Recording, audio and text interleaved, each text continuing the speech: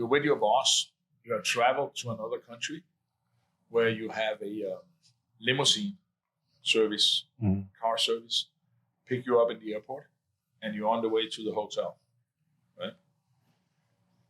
The boss pull out a vape and starts vaping in the car. There's a sign in the front where you're sitting over the glove compartment that says no vaping, but the boss starts to vape. And you can see the limo driver is starting to get a little bit annoyed. So there's a chance he will say something to the boss. What are you going to do? Tough one. So I don't want to say anything to the boss unless I have to. And I definitely don't want the driver to say anything to the boss at all.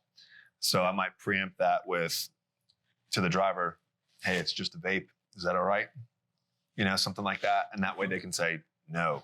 And then I can say, all right, let me handle it. And I can maybe text the boss or something. That way it's not embarrassing or anything, something like that. So biggest thing in that moment is I don't want to create the awkward situation where the driver has to say something and then I have to stick up for the boss. Absolutely. And get in the way of that, while I also have to get the boss to stop doing that, for example. Absolutely. You know? Yeah. So I actually had a limo driver once that told my client to not have his shoes on the seat because she was sitting with her feet up. Right. Yeah. Kind of in a Mercedes S-Class, and Yeah. I get it. Yeah, sure. That you don't want that. Yeah. But you can't have a driver tell the boss that, right? So it's kind of the same thing with the vape.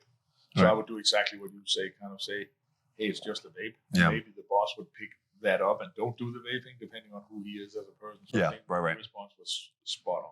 Yeah, it's tough working with drivers, and that's one of the things that we try to work with them ahead of time if we have the time dependent, all of this. But when you do an advance or you send them SOPs, one of the things that's in ours, for example, is the driver only communicates with us unless directly asked a question.